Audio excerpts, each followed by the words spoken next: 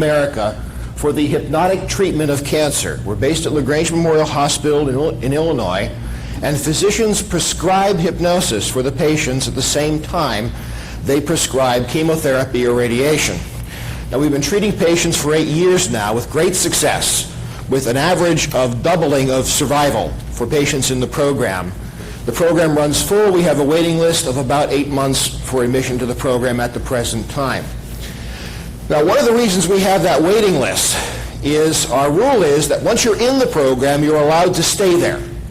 You don't get punished for being well. We don't kick you out after the doctor says your cancer is in remission. The consequence of that has been a certain overcrowding in the program. When we designed it, we thought there would be a certain attrition rate because people would be dying. And they're not dying, so we're crowded. We have patients in the program now who have been with us the entire time.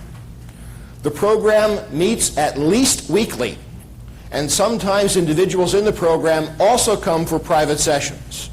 As one person said to me, "I don't know what it is about this group, but I was supposed to be dead now, and I'm not, so I'm not leaving this group."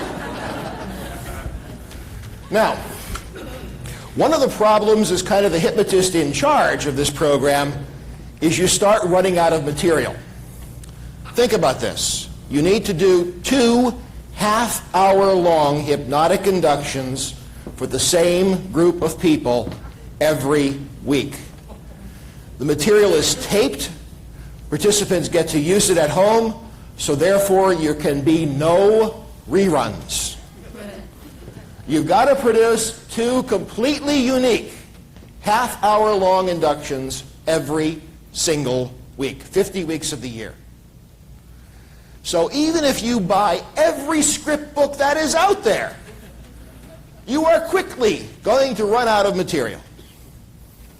So I devised a process called mind mapping that allows us to develop unique material at this volume. Mind mapping uses a tool that all of you learned in basic training, the Chevreul pendulum. You all have that, right, from your basic kit? The Chevreul pendulum is a wonderful tool. You'll find that many experienced hypnotists actually will carry a small pendulum with them. It becomes a tool you learn to trust, to be able to probe your own unconscious process, and so you're often never without one. I, in fact, collect them. The Chevreul pendulum was first described in 1854 by the French chemist Chevreul in a book, Les Baguettes Divinatoires. Now, at the time, fortune-telling and spiritualism was legal in France, and the spiritualistic mediums would open the pendulum, put a lock of the deceased's hair in the pendulum called the witness, close it up, and then the quirate would hold it, and as the pendulum moved yes or no, that would be assumed to be the answer from the departed loved one at a seance. Well, Chevreul proved that what was actually going on was small muscle control in the fingertips controlling the pendulum, not supernatural powers. Now, he did it to debunk the use of the pendulum as part of spiritualistic practices of the day.